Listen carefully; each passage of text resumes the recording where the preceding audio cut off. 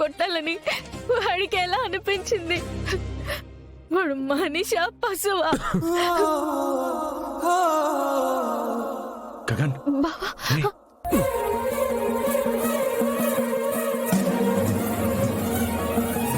కాస్త కార్ ఎక్కే వరకు హెల్ప్ చేస్తారా? అలాగే సార్. ఏది మనదనుకుంటా ఏది కాదనుకుంటా లేని తలరాతని వెతికే మనసుకు ఏమని చెబుతా? ఎంత కని దిగిపోతా ఎంత కని దిగులవుతా రాని మమకారాన్నడిగి ఎంతని పరుగులు పెడతా?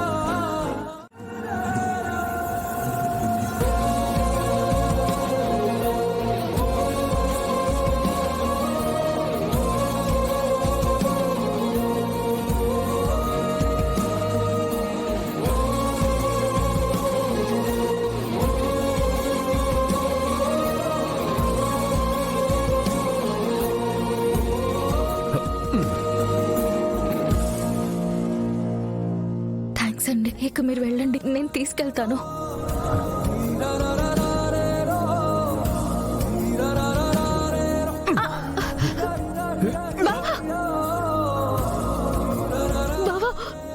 బావా,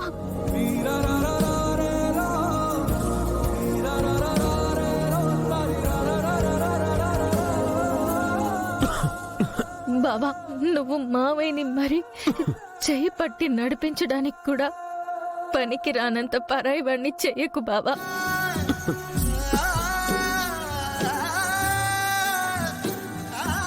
ఈరోజు నువ్వు ఇలా బయటికి వచ్చావంటే అందుకు కారణం మావయ్యే బావా.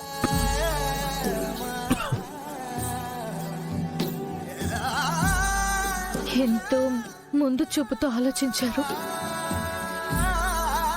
ఎప్పుడైతే నువ్వు ఆ ఎస్పీ సూర్య మీద చేయి చేసుకున్నావో అప్పటి నుంచి ఆయన వలన నీకు ఎప్పటికైనా ప్రమాదం ఉండొచ్చని నిన్ను కనిపెట్టుకుని ఉండేలా ఒక ప్రైవేట్ డిటెక్టివ్ ని నిర్మించారు. అమ్మ భూమి, నన్ను అడ్డుకోవద్దు మావయ్య, నన్ను చెప్పనివ్వండి. మీరు చేసిన మంచి తెలియకపోతే బావ దృష్టిలో మీరెప్పుడూ చెడ్డగానే మిగిలిపోతారు.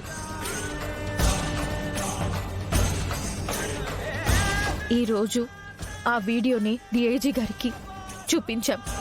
అది చూపించడం వల్లనే క్షేమంగా బయటికొచ్చావు. ఇంత చేసిన మావయ్యతో మాట్లాడను అనడం భావ్యం కాదు బావా. కనీసం థ్యాంక్స్ అయినా చెప్పు బావా, ప్లీజ్. చెప్పను. ఈరోజు నీకు తెలియని నా బాల్యం గురించి చెప్తాను, విను. నా బాల్యంలో నాన్న అనే వ్యక్తి నా హీరో. యూజువల్గా పిల్లలందరూ ఆడుకోవడానికి సండే గురించి ఎదురు చూస్తే, కానీ నేను మాత్రం నా హీరో కోసం ఎదురు చూసేవాడిని. నువ్వు నన్ను జీవితాంతం ద్వేషిస్తూ ఉన్నా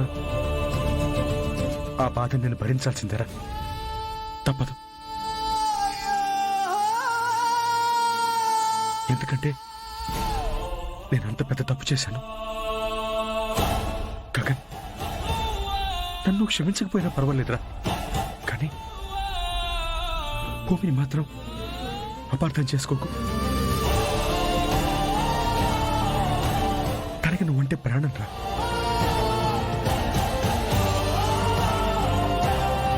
నిజానికి డిటెక్టివ్ని పెట్టింది నేను కాదురా, భూమి.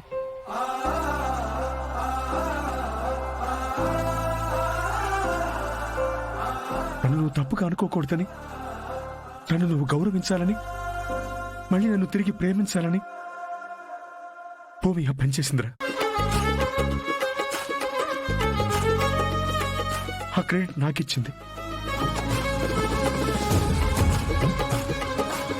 నీ అమ్మ ఎలా ఆలోచిస్తుందో అలా ఆలోచిస్తుందిరా భూమి నీ గురించి. Video proof చూపించేశాం. సూర్య కొడుకు ఉద్యోగం పోయింది. వాడి వల్ల నీకిప్పుడు ఇంకే ఇబ్బంది లేదు. కానీ ఇదొక్కసారికి నా మాట వినరా. దయచేసి భూమిని మాత్రం తప్పుగా అనుకోకు. ఇది నేను భూమి మావయ్యగా చెప్పట్లేదురా.